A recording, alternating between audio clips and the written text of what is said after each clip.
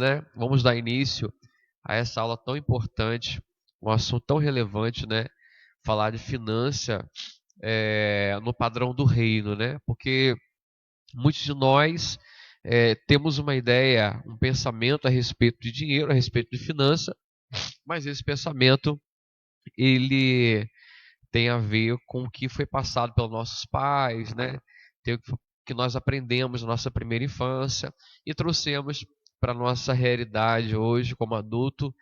E muitas vezes essa ideia que nós temos sobre finança não é o que a Bíblia diz sobre finança, né? E você que está acompanhando comigo aí também, eu queria que você me desse um feedback se você está conseguindo aí me ouvir direitinho, né? Deixa no comentário, pastor, estou dando para ouvir legal, estou conseguindo compreender direitinho, o áudio está bom, para a gente poder ter esse feedback também, né? E às vezes daqui a gente não consegue ver se está saindo direitinho o áudio aí, ok? Vamos dar início então. Primeiro, vamos começar fazendo uma oração, pedindo para que o Deus Todo-Poderoso esteja conosco, né? E aí nos abençoando nessa jornada de hoje de aprendizado. Senhor, nós queremos te agradecer, te bendizer, te louvar, pedir que o Senhor possa, através desse conhecimento que vamos adquirir aqui hoje, avançar, Pai, no nosso entendimento. A palavra do Senhor diz que o meu povo sofre, meu povo perece, porque ele falta o conhecimento. Ó Deus, que nós não possamos perder as batalhas da nossa vida por falta de conhecer o Senhor e através da sua palavra, Pai. Em nome de Jesus. Amém? Então vamos dar início ao conteúdo de hoje. E eu quero começar falando um pouquinho fazendo uma introdução a respeito desse assunto de finança, que é tão importante para nossas vidas, né? Bom, você pode estar se questionando, será que a Bíblia tem mesmo o que ensinar sobre dinheiro? Uma pergunta clássica, né? Porque muitas vezes quando a gente fala de dinheiro, de questão financeira, a gente fica achando que o Evangelho, né, é algo muito santo e que o dinheiro é algo sujo, é algo do inimigo. Então eu não posso falar sobre isso, porque isso, de alguma forma, é uma coisa que está em contramão, em contrapartida ao Evangelho, né? Mas na realidade, a gente sabe que o dinheiro, o próprio Cristo, ele falou muito sobre essa questão financeira, né? Então, é importante nós também tenhamos esse entendimento a respeito dessas questões também. Vamos fazer uma introduçãozinha para a gente poder estar na mesma página, né? Falando assim em termos práticos. Bom, acredite, o maior best-seller da história tem muito a dizer sobre finanças e como administrar bem os seus recursos financeiros. Uma pesquisa feita pelo escritor americano Howard Dayton revelou que existem mais de 2.350 versículos falando sobre dinheiro, finanças e riqueza na Bíblia, né? Já no livro de Provérbios, foco no nosso artigo, são mais de 100 passagens sobre o tema. Só em Provérbios são mais de 100 passagens sobre o tema, né? O livro de Provérbios foi escrito por Salomão, filho de Davi, rei de Israel, por volta de 900 a.C. O tema central do livro é sobre ter uma vida sábia, né? E para lidar com o dinheiro, nada melhor do que buscar a sabedoria. Bom, milhares de cristãos ainda sofrem com problemas financeiros graves porque ainda não conhecem os princípios bíblicos que regem as finanças do universo. Isso é um fato, né? Nós não podemos negligenciar isso. Quantos de nós estão dentro da igreja, né? Congregando dentro das congregações, mas ainda sofrendo com graves problemas financeiros, ainda não entendemos de verdade sobre esse assunto, sobre essa temática, e precisamos aprender na ótica bíblica, na ótica cristã, para que nós possamos então avançar não só na nossa intimidade com Deus, mas também nas nossas finanças, né? Porque todo cristão saudável ele precisa também ter uma vida cristã saudável, né? Bom, por isso nessas primeiras duas aulas da EBD de 2024 estaremos nos aprofundando nesse assunto. Lembrando que na aula passada, né, domingo passado, nós tivemos que cancelar devido ao mau tempo, né? Então hoje nós vamos tentar acelerar para passar o conteúdo das duas aulas hoje.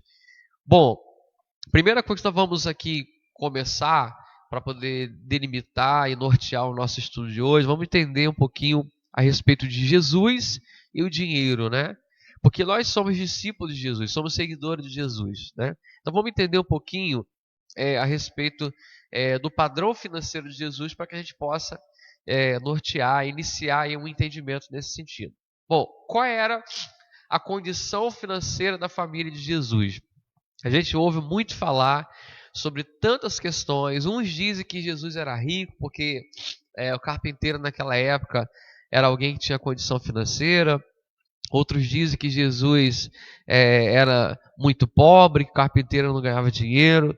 Mas, na verdade, o que a Bíblia fala sobre isso? Nós precisamos aprender um pouquinho sobre essa questão. Vamos introduzir, iniciar falando um pouquinho sobre a vida financeira de Jesus.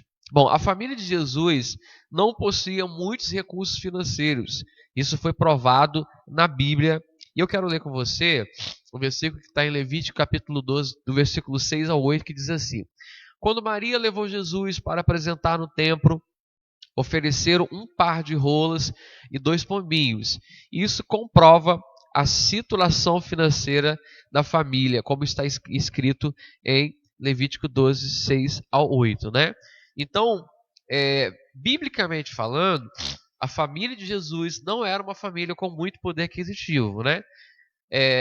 Levítico, nós vamos ler assim, ó: quando se completarem os dias da sua purificação pelo nascimento de um menino ou de uma menina, ele trará ao sacerdote à entrada da tenda do encontro um cordeiro de 1 ano para o holocausto de um pombinho, ou uma rolinha como oferta pelo pecado. 70 sacerdotes os oferecerá ao Senhor para fazer propiciação por ela, que ficará puro do fluxo do seu sangramento. Essa é uma regulamentação para a mulher que dê à luz ao menino ou uma menina, né? Então, primeiro nós observamos na lei que quando a mulher ela deveria levar esse sacrifício, né, no templo, na medida que ela encerrasse ali o seu ciclo de nascimento, né, da geração da criança, e ali pela oferta que ela ofereceu, nós podemos observar o padrão financeiro da família de Jesus, como nós vamos ler aqui agora. Ó. Se ela não tiver recursos para oferecer um cordeiro, poderá trazer 2 rolinhas ou 2 pombinhos, um para o holocausto e outro para a oferta pelo pecado. Assim o sacerdote fará a propiciação por ela e ela ficará pura, né? Então, aquela família que tivesse menos condição, que tivesse mais condição, levaria um cordeiro, né? E a família que tivesse menos condição, levaria uma rolinha ou 2 pombinhos, né? E nós vamos ver lá em Lucas capítulo 2, versículo 22, que Maria levou, cumprindo-se os dias da purificação dela, segundo a lei de Moisés, né, como nós lemos lá em Levítico, o levaram a Jerusalém para apresentarem ao Senhor, segundo o que está escrito na lei do Senhor, que nós lemos lá agora em Levítico, né? Todo macho primogênito será consagrado ao Senhor, e para darem oferta segundo disposto na lei do Senhor, um par de rolos ou pombinhos, né? Então, ela deu uma oferta de um par de rolos e 2 pombinhos. Ou seja, tinha 2 ofertas. A primeira, que era o cordeiro para a família que tivesse mais condição, e a segunda, que era um par de rolos e um pombinho para a família que tivesse menos condição. Então, aqui, nós passamos do entendimento que a família de Jesus não era uma família que tinha muita condição financeira. Então, o primeiro aprendizado, a família de Jesus era uma família que tinha uma condição financeira, que não tinha muitas condições financeiras, né? Então, aqui a gente vê, à luz da Bíblia, esse primeiro entendimento. Então, a gente vai quebrar aqui muito paradigma também, vamos quebrar aqui muito achismo, né? Vemos aqui na Bíblia com embasamento bíblico, que é o que é o mais importante. Bom, partindo desse primeiro entendimento, entendemos que Jesus não era aquela família que tinha muita condição financeira. Segundo tópico aqui no nosso entendimento, a respeito da vida financeira de Jesus, Jesus ele era solteiro, né, amados? Então, outro fator importante sobre as finanças de Jesus é que ele era solteiro. Por isso não precisava prover para sua família. Se tivesse o que comer, já era suficiente. Mas se você é casado e tem uma família para sustentar, você precisa prosperar. Então aqui vem o primeiro entendimento que salta aos nossos olhos, é que muitas vezes a pessoa ela quer ter o padrão financeiro de Jesus para a sua vida. Porque Jesus era uma pessoa que não tinha muita condição, que não se apegava à questão financeira e tudo mais. Então eu tenho que ser pobre, eu tenho que também ter um padrão financeiro tranquilo e papapá e tudo mais, né? Só que a gente precisa entender uma questão também, é que Jesus ele era solteiro. Jesus não tinha uma esposa, um filho, uma família para sustentar. Então, ele não tinha essa necessidade de prosperar. Se ele tivesse ali o que comer, o que vestir, já era o suficiente para ele. É diferente daquela pessoa, né, que tem que sustentar a sua família, tem que sustentar a sua casa. Essa pessoa, ela precisa trabalhar, ela precisa prover para sua família, para sua casa. Então, eu quero trazer aqui nessa ótica para você, a gente entender o contexto da vida de Jesus naquele tempo e você entender o seu contexto, né? Claro que os princípios de Jesus, que Jesus trouxe para nós, para a terra, eles são imutáveis, né? Por exemplo, amar o teu próximo como a ti mesmo, amar a Deus sobre todas as coisas, perdoar o nosso irmão, isso são princípios milenares e imutáveis. Mas o padrão financeiro de Jesus, eu não posso trazer esse padrão financeiro de Jesus para o meu padrão financeiro, tendo em vista que às vezes a realidade de Jesus era diferente da minha, né? Eu, de repente, sou um cara que eu sou casado, tenho 3, 4 filhos para dar comida, e eu preciso prosperar, preciso crescer financeiramente para providenciar o sustento para minha família. Bom, Efésios capítulo 5 vai dizer assim, ó: da mesma forma, os maridos devem amar as suas mulheres como seus próprios corpos. Quem ama a sua mulher ama a si mesmo, né? Além do mais, ninguém jamais odiou o seu próprio corpo, antes o alimenta e dele cuida, como também Cristo faz com a igreja, né? Então, nós aprendemos aqui também, na ótica da Bíblia, da palavra do Senhor, que o papel do marido também é de alimentar, é de cuidar, né? Então, quando a gente fala de alimento, fala de sustento, fala de provisão. Porque muitos vão dizer, mas onde está escrito na Bíblia que o marido deve ser o provedor, deve levar o sustento para sua casa? Então, aqui eu estou te comprovando biblicamente. O marido tem a função, sim, de alimentar a sua esposa, alimentar a sua casa, a sua família. E ninguém consegue fazer isso se não prosperar, né? A gente precisa entender isso nesse contexto bíblico. Bom, pois somos membros de um só corpo, né? A continuação daquele versículo anterior. Bom, se alguém me perguntasse um dos motivos da prosperidade de Salomão, certamente eu diria que as mais de 700 mulheres que ele possuía era um dos motivos, né? Salomão tinha 700 mulheres e 300 concubinas que passavam aí de mais de 1.000 mulheres sob sua responsabilidade financeira. Então, um dos fatores que Salomão tinha que prosperar, era necessário que ele prosperasse, era a quantidade de mulher que ele tinha, né? Porque para sustentar essa casa com mais de 1.000 mulheres, não era fácil, tinha que prosperar de verdade, né? Então, olha que entendimento legal financeiramente falando. O padrão financeiro de Jesus, naquele contexto, naquele tempo, não pode ser o mesmo padrão financeiro meu. Eu preciso analisar as minhas condições. Jesus era solteiro, Jesus não tinha uma família para sustentar. Se você é um cara casado e tem uma família para sustentar, nós precisamos prosperar. Se você é uma esposa, né, que você tem filhos, você tem o seu esposo, você também precisa, como aquela mulher descrito na palavra, se não me engano, em Eclesiastes, né, que Provérbios também fala sobre isso, aquela mulher que ela costura, né, que ela costura a lã no inverno para sua família, né? Ela trabalha até mais tarde, a lamparina está acesa, não é uma mulher preguiçosa. Então, ela também ajuda também nas finanças também da casa. Então, a gente precisa entender esse contexto aí. Então, o primeiro mito aqui, a primeira barreira espiritual, nós já derrubamos aqui no início dessa aula, que é, porque Jesus foi pobre, eu também tenho que ser pobre. Você precisa analisar o seu contexto, eu te provei isso na Bíblia. Bom, aí aqui eu vou estar aqui a comprovação do versículo, né, que dizia que Salomão tinha 700 mulheres que eram princesas e 300 concubinas, né, que dava aí mais de 1000 pessoas aí sob sua responsabilidade para dar comida para esse povo todo, né? Então, eu acredito que um dos motivos, um dos motores que impulsionavam Salomão a prosperar era essa quantidade de gente que ele tinha que alimentar e providenciar para eles. Bom, partindo para o próximo entendimento. Jesus era um homem honesto com suas finanças. Isso aqui é algo interessante, isso é um princípio de reino extraordinário. Em Mateus capítulo 17, versículo 24 ao 27, observamos Jesus pagar os seus impostos. Isso demonstrava o padrão de honestidade e caráter que Jesus quer nos ensinar, né? Certa ocasião, Paulo disse: a ninguém devais coisa alguma, a não ser o amor com que vos ameis uns aos outros, porque quem ama os outros cumpriu a lei.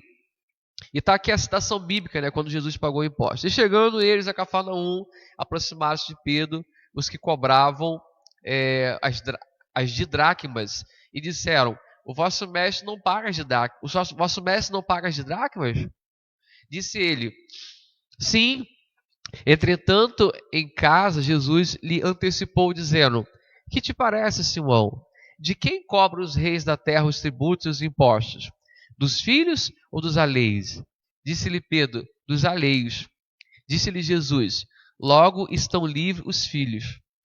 Mas para que não os escandalizemos, vai ao mar, lança ao anzol, tira o primeiro peixe que subir, e abrindo-lhe a boca encontrarás um estate. Toma e dá por mim e por ti. Então aqui uma passagem bíblica em que Jesus ele pagou os impostos por ele e por Pedro, né? Então, um dos princípios também de reino de Deus, de finança, é que nós, cristãos, devemos procurar andar em dia com o nosso compromisso financeiro, né? Porque isso é um princípio de reino, Jesus nos ensinou isso é imutável, isso não tem a ver com o período, com a época, não é algo local, é um princípio de reino. Quando nós, por exemplo, vivemos uma vida dando calote nos outros, né? Ali enganando as pessoas, comprando, pagando e tudo mais, nós estamos também trazendo maldição sobre a nossa vida financeira, né? Nós estamos ali dando brecha para que o inimigo ele atue também nas nossas finanças. Então nós precisamos entender isso no mundo espiritual, tá bom? Então aí está mais um princípio bíblico, ser honesto nas suas finanças, nos compromissos que você assumiu financeiramente falando. Bom, dando continuidade, aqui no tópico 4, Jesus ensinava sobre finanças. Vamos lá. Um dos ensinamentos que nós vamos trazer aqui agora, que Jesus trouxe para nós, é não desperdice, né? Às vezes eu vejo muitos cristãos, até mesmo dentro da igreja, né? Às vezes até nas festividades da igreja, a gente vê assim, muitos cristãos que ainda não entenderam isso. Sabe aquela pessoa que ela é cristã, mas ela confunde a abundância com o desperdício, né? A abundância é você ter o suficiente para você comer e poder transbordar na vida de outras pessoas também. Desperdício é você não ser um bom dispenseiro, né? Você não cuidar daquilo que está em suas mãos, você gastar algo de uma forma desordenada, né? Desenfreada. Então vamos aprender um pouquinho sobre isso. Vamos lá. No Evangelho de João, observamos Jesus ensinar um princípio poderoso sobre finanças. Não desperdiçais. Depois que todos receberam o suficiente para comer, disse aos seus discípulos: ajuntem os pedaços que sobraram, que nada seja desperdiçado. Está em João capítulo 6, versículo 2. Né? Então, Em João, em capítulo 6, versículo 12, Jesus, ele ordenou que fosse catado tudo que restou depois que a multidão se alimentou, para que nada fosse perdido, né, desperdiçado. Quantas empresas decretaram falência porque não observaram esse princípio? Até mesmo no nosso dia a dia, aquela torneira vazando que faz o aumento da conta de água, a luz acesa sem ter ninguém no ambiente.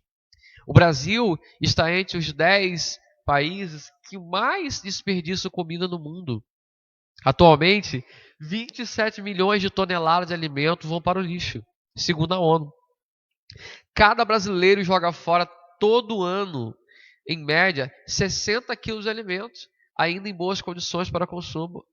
Agora você consegue entender um pouco porque nós somos um país em desenvolvimento? Porque não cumprimos alguns princípios bíblicos. As maiores organizações do mundo têm uma política séria de redução de custo, ou seja, não desperdiçar. Amém? Então, amados, olha que coisa interessante. Nós podemos observar esse princípio em nossa vida financeira, no nosso dia a dia, né? Aquela pessoa que ela confunde fartura com desperdício, compra aquele monte de coisa demasiada e acaba estragando, né? Aquele monte de verdura, aquele monte de fruta estragando na geladeira. É a luz acesa sem ninguém no ambiente. É aquele vazamento lá que aumenta a sua conta de luz.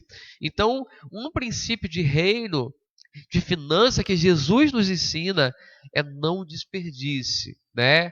Gaste somente aquilo que for necessário. Evite o desperdício, porque isso vai colaborar para que você também tenha uma vida financeira abençoada em nome de Jesus. E também, voltando à questão do não desperdiçar, é uma questão de você respeitar, né? De você valorizar o suor que você gastou para poder conquistar alguma coisa, né? Para poder você ganhar aquele salário do mês. Então não dá para você desperdiçar. Quantas pessoas desperdiçam o seu pagamento, né? O seu dinheiro, o seu salário com cigarro, com bebida, né? Com noitadas, com coisas desnecessárias. Isso é desperdiçar dinheiro e certamente vai levar essa pessoa à pobreza, né? Então isso é um princípio bacana. Outro princípio legal também que nós podemos aprender com Jesus é multiplique, né? Quero pedir perdão para você também, é que meu nariz está um pouco entupido hoje, né? Aí, às vezes que eu estou fungando, eu sei que incomoda isso, mas não vou deixar de passar essa mensagem maravilhosa para você. Bom, outro princípio muito bacana, multiplique. Em Mateus capítulo 25, 14 ao 28, lemos assim, ó. Digo também que o reino será como um senhor, que ao sair de viagem, convocou seus servos e confiou-lhes os bens. E a um deu 5 talentos, a outro deu outro 1 talento, a cada um conforme a sua capacidade pessoal. E em seguida partiu de viagem. O que havia recebido 5 talentos saiu imediatamente, investiu-os e ganhou mais 5. Olha aí, multiplicou, né? Da mesma forma, o que recebera 2 talentos ganhou outros 2. Entretanto, o que tinha recebido 1 talento afastou-se, cavando um buraco na terra e escondeu o dinheiro que o seu senhor havia confiado aos seus cuidados. Bom, após um longo tempo, retornou o senhor daqueles servos e foi acertar contas com ele. Então, o servo que recebera 5 talentos se aproximou do seu senhor e lhe entregou mais 5 talentos, informando: o senhor me confiou 5 talentos. Eis aqui os meus 5 talentos que ganhei. Respondeu-lhe o senhor: muito bem, servo bom e fiel. Foste fiel no pouco, muito confiarei em tuas mãos para administrar. Entra e participa da alegria do teu senhor. Assim também aproximou-se o que recebera 2 talentos e relatou: Senhor, 2 talentos me confiaste, trago-lhe mais 2 talentos que ganhei. O Senhor lhe disse: muito bem, servo bom e fiel. Foste fiel no pouco, muito confiarei em tuas mãos para administrar. Entra e participa da alegria do Senhor. Chegando finalmente, o que tinha recebido apenas um talento, explicou: Senhor, eu te conheço, sei que és um homem severo, que colhe onde não plantou e ajunta onde não semeou. Por isso tive receio e escondi no chão o teu talento. Aqui está, toma de volta o que pertence. Sentenciou-lhe, porém, o Senhor, servo mau e negligente. Sabias que colho onde não plantei, ajunto onde não semeei. Então, por isso, ao menos devias ter investido o meu talento como os banqueiros, para que quando eu retornasse, eu recebesse de volta mais os juros. Sendo assim, tirai dele o talento que lhe confiei e dá-lhe ao servo que agora está com 10 talentos. Nesses versículos, Jesus está falando em parábola sobre o juízo final, a prestação de conta, mas também está falando do princípio da multiplicação. Todos os meses que você recebe o seu salário, comissão, prolabore, seja qual for o nome, agora a diferença está no que faremos com isso, né? Jesus nos convida a multiplicar tudo que vem em nossas mãos. Separa uma parte para investir e não somente gastar. Existe um versículo na Bíblia que abriu o meu entendimento a respeito de investimento e eu quero compartilhar com você. Procura conhecer o estado das tuas ovelhas. Põe o teu coração sobre os teus rebanhos, porque o tesouro não dura para sempre. E durará a coroa de geração em geração? Quando brotar a erva e aparecer os genovos e se ajuntarem as ervas dos montes, então os cordeiros serão para te vestires e os bodes para o preço do campo, e a abastança do leite das cabras para o teu sustento, para o sustento da tua casa e para o sustento das tuas servas. Provérbios capítulo 27, versículo 23 ao 27. Sempre falo com os irmãos da igreja na qual pastoreio, invista em cabritas, ou seja, em algo que vai gerar renda, né? Atualmente trabalho como locutor. Quando entendi esse versículo, tomei a decisão de comprar 2 caixas de som, que me custaram alguns meses de trabalho, mas elas já colocaram muito leite dentro da casa e ainda estão lá prontos para produzir mais. Então, invista em cabritas, amém, amados? Eu quero explicar um pouquinho, falar um pouco mais sobre essa questão da multiplicação, né? Então, nós muitas vezes aprendemos de nossos pais o princípio financeiro de consumismo, né? A pessoa que ela ganha lá o salário mínimo e quando ela chega, a única coisa que ela sabe é consumir. Ela consome toda a renda dela. Mas o Espírito Santo de Deus, a palavra do Senhor, ela vai nos ensinar a multiplicar aquilo que vem em nossas mãos, né? Como aquela parábola que nós vemos lá do servo bom e fiel, que multiplicou o talento que foi entregue na mão dele. E aquele outro que guardou o talento, até o que ele tinha foi tirado. Por isso que 80% da riqueza do mundo está na mão de menos de 20% de toda a população mundial. Por quê? Porque esses 20%, não sei a proporção exata, né? Essa minoria aprendeu o princípio da multiplicação. Essas pessoas, esses empreendedores, empresários, né? Que estão com 20% de toda a riqueza do planeta, eles entenderam um princípio básico da multiplicação que está na Bíblia, é um princípio milenar, que talvez eu e você ainda não estamos colocando em prática, né? Agora, em termos práticos, pastor, como que eu posso trazer uma multiplicação? Por exemplo, se você ganha lá um salário de agora foi para R$ 1.400 por mês, né?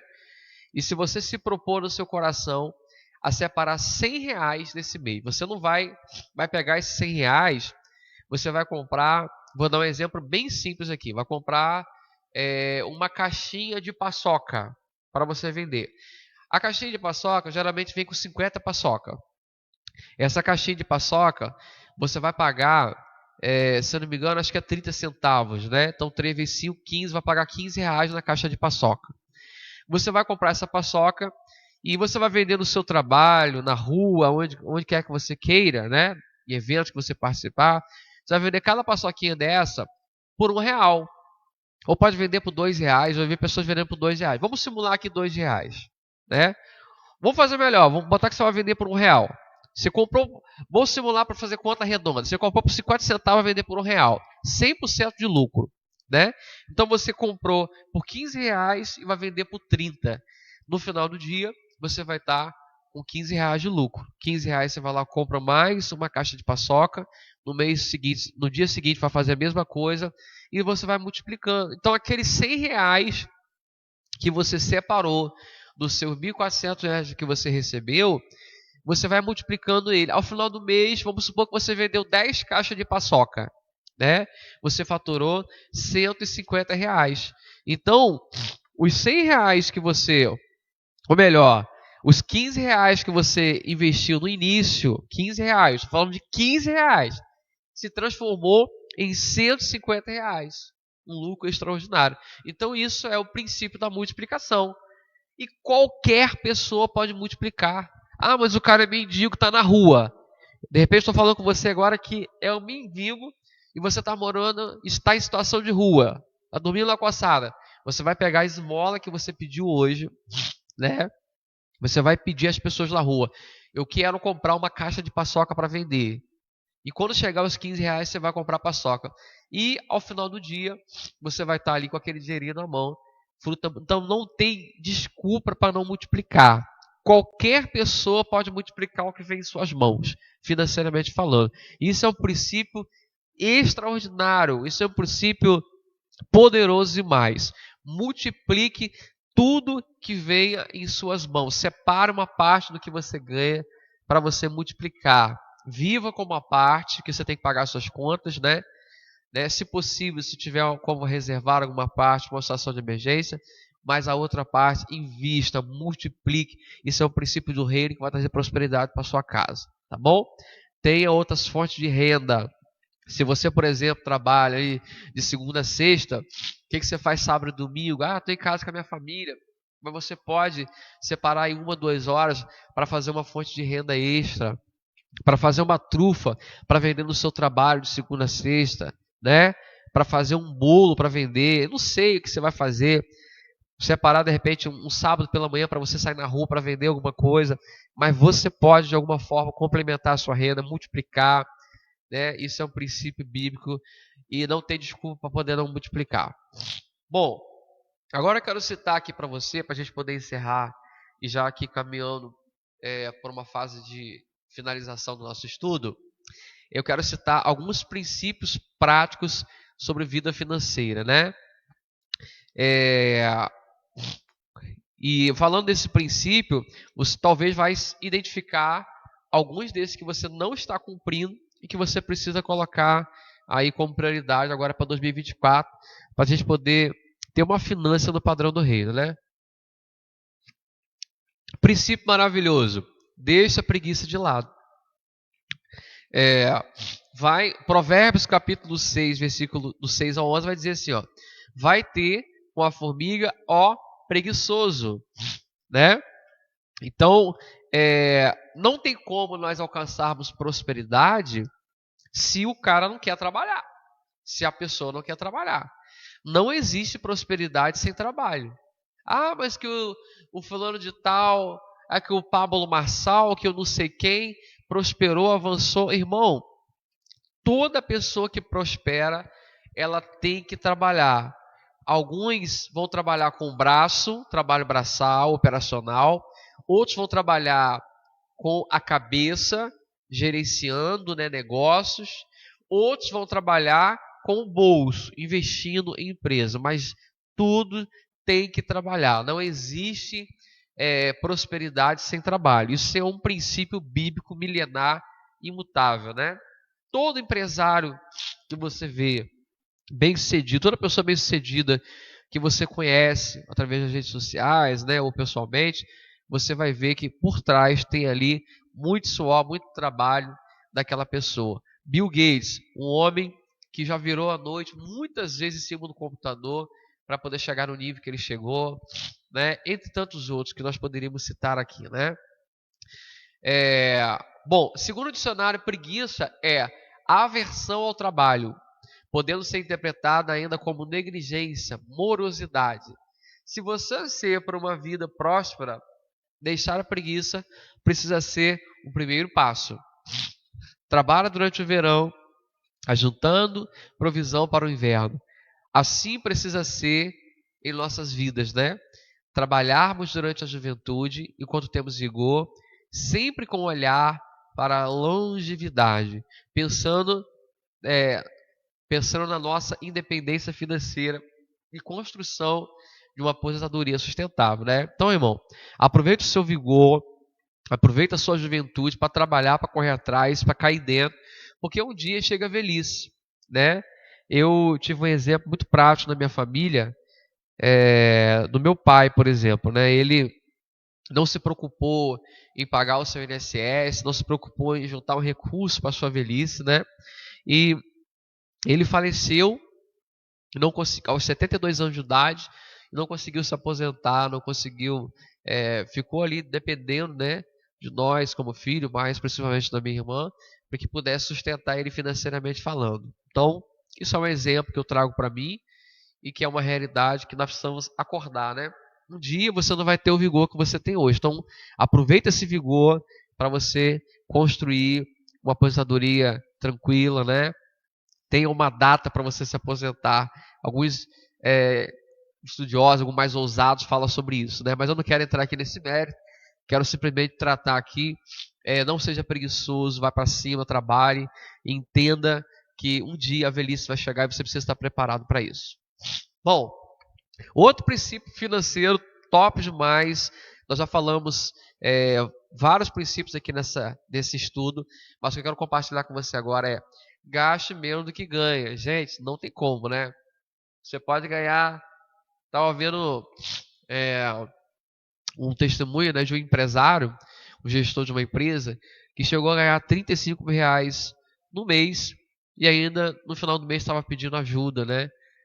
Pedindo bônus, um vale para poder encerrar o mês. Então, é surreal a gente ver pessoas que muitas vezes ganham bem, têm uma condição legal financeiramente falando, mas não consegue ter uma paz financeira, uma vida financeira controlada, equilibrada, porque gastam mais do que ganham, né? É aquela história, o cara ganha um salário mínimo, ele vai comprar uma manteiga mais barata, mas você começa a ganhar 2 salários, você vai comprar uma marcazinha mais cara.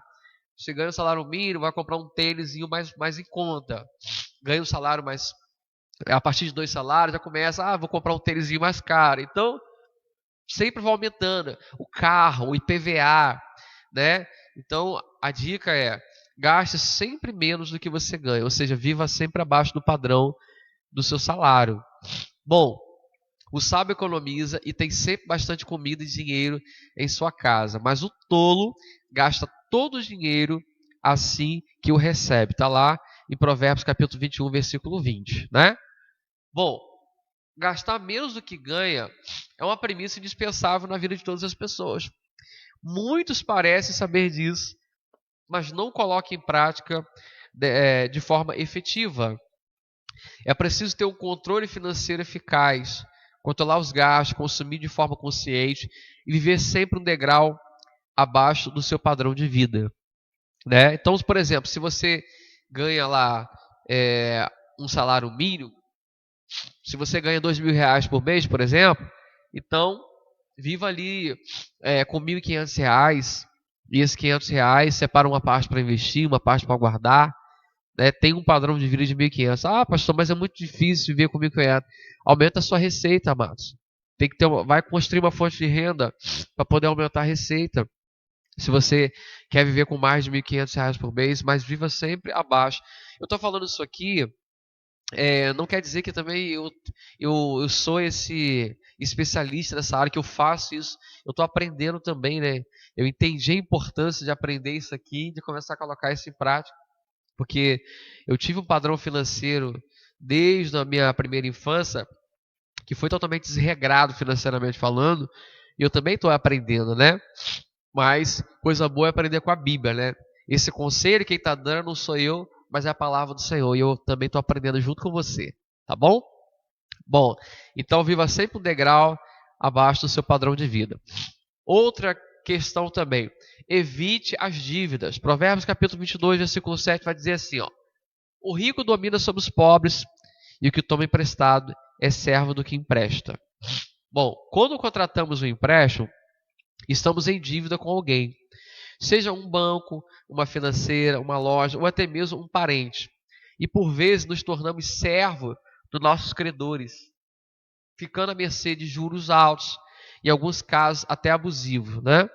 Além de constrangimentos quando não conseguimos honrar e o nosso CPF é negativado. Ou ainda pior, quando um amigo ou um familiar nos expõe porque estamos em débito, né? Portanto, pense duas vezes antes de contrair algum tipo de dívida. No Brasil, 65% dos brasileiros estão endividados.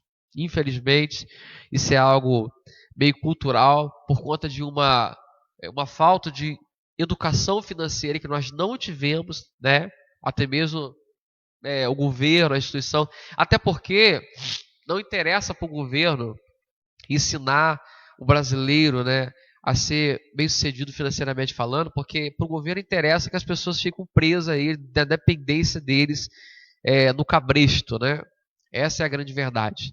Mas não quero entrar nesse mérito agora. Então, evite dívidas.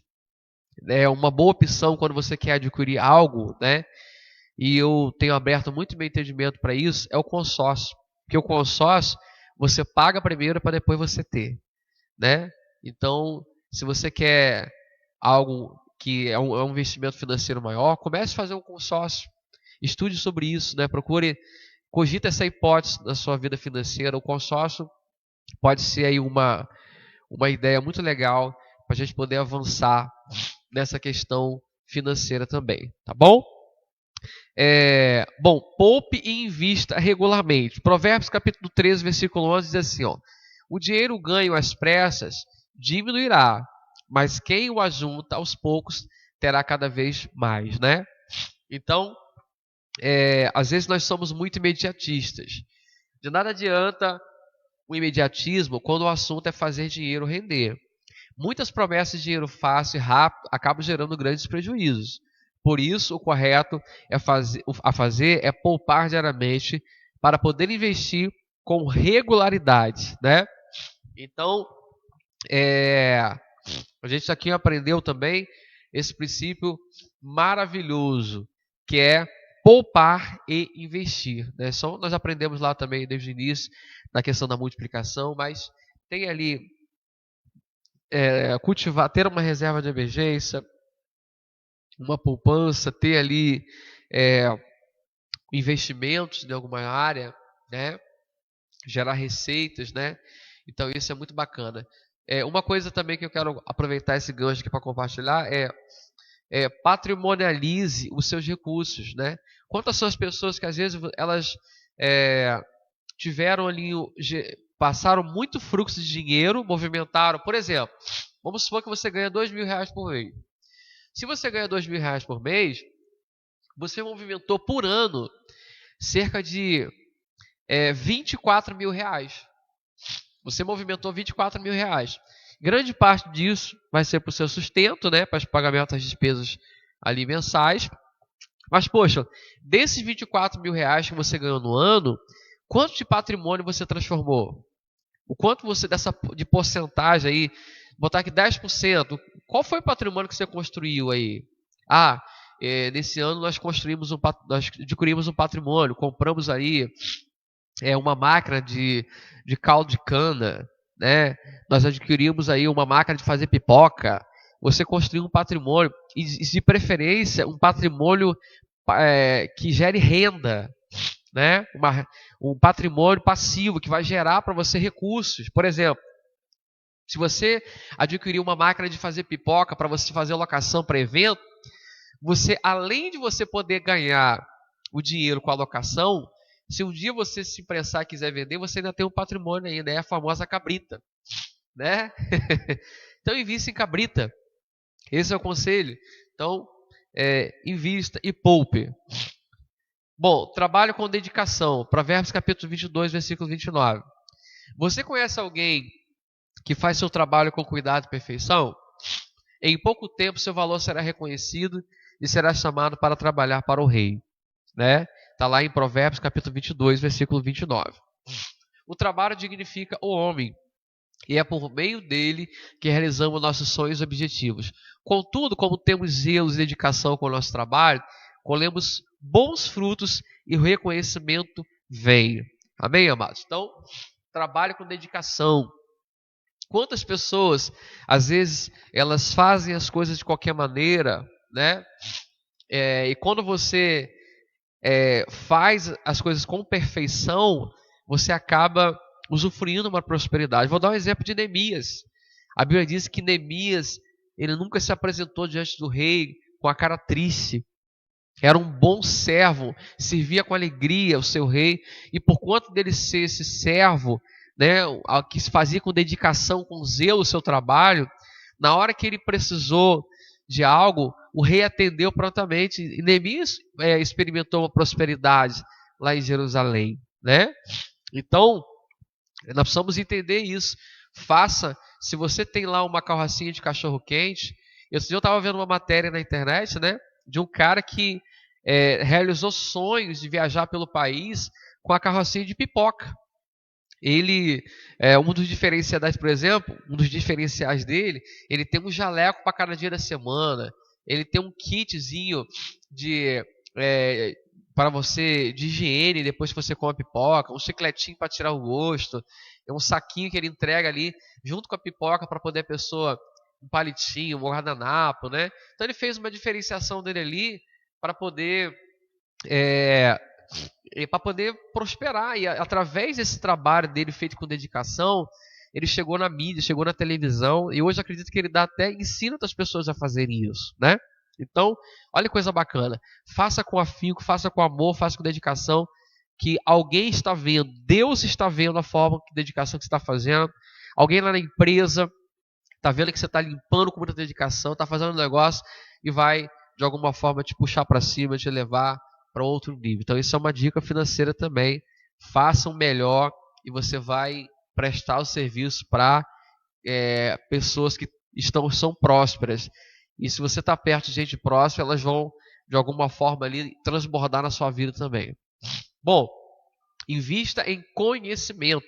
Provérbios capítulo 18, versículo 15 vai dizer assim, ó: a mente do homem sábio está sempre aberta para receber o conhecimento e seu ouvido aberto para ouvir ideias, né? Nunca pare de aprender. Busque por conhecimento. Estude, eduque-se financeiramente. Amém, amados? Então, isso é um princípio muito bacana, né? Provérbio vai dizer para nós: vende tudo que você tem e adquire a sabedoria, né? Adquire o conhecimento. Então, a sabedoria, ela é algo que você precisa. O conhecimento, por exemplo, você vai ter que investir nele, né? De repente, o que vai te levar para o próximo nível financeiramente falando é aquela faculdade que você vai fazer, né? É aquele curso que você vai fazer. Então, estude, adquira livros, né? Eduque-se financeiramente falando também. É importante que você entenda que tem pessoas que estão em outro nível de entendimento financeiramente falando, que você pode adquirir ali muitos insights, muitos princípios ali com aquela pessoa, para você avançar também financeiramente falando. Bom, seja generoso. Provérbios capítulo 11, versículo 25 vai dizer assim, ó: sim, a pessoa generosa terá sempre mais e mais. Ela receberá de volta todo o bem que faz aos outros, né? Em outra passagem também, a Bíblia vai dizer: a alma generosa prosperará. Bom, de nada adianta ser bem-sucedido financeiramente falando, ter fartura, bons investimentos e não ser generoso com as pessoas à sua volta, né? Então, a generosidade é uma qualidade de quem ama dar, doar. Pessoas generosas refletem o amor de Deus. Então, a questão da generosidade, ela é um princípio de reino, né? Ou seja, Deus ele quer nos fazer prosperar para que nós também transbordemos na vida de outras pessoas. Então, Deus ele quer te fazer prosperar para que você transborde também na vida de outras pessoas. Isso é um princípio reino, é um princípio bíblico. E eu quero encerrar dizendo o seguinte: ter uma vida financeira próspera é o desejo da maioria das pessoas. E entender como a Bíblia, que é a palavra de Deus, pode nos ajudar nessa jornada, tornará nossa trajetória mais suave. Então, nós aprendemos aqui alguns princípios sobre vida financeira que pode aí alavancar, trazer uma prosperidade para você se você colocar em prática, né? Não sejais simplesmente ouvinte, mas também praticante da palavra de Deus, tá bom, amados? Então, aqui nós vamos encerrando essa aula. Domingo que vem nós voltamos com mais uma mega aula, claro, sempre com uma temática muito bacana. E nós vamos, domingo que vem já vai ser outra temática, né? Nós vamos trazer aqui. Todo domingo, 9 horas da manhã, nós estamos aqui ao vivo e presencial, Escola Bíblica Dominical. Não deixe de aprender. Muito do sofrimento que você tem também na sua finança é porque você ainda não conhece, você ainda não entendeu alguns princípios do reino, tá bom? Aprendemos hoje princípios da multiplicação, de não desperdiçar, princípio de guardar e investir, princípio de ser honesto com as pessoas que você assumiu compromisso financeiro. Então, vários princípios financeiros que vão abençoar a nossa vida se nós colocarmos em prática, tá bom? Deus esteja sobre a sua vida, um dia de paz e muita luz sobre a sua vida.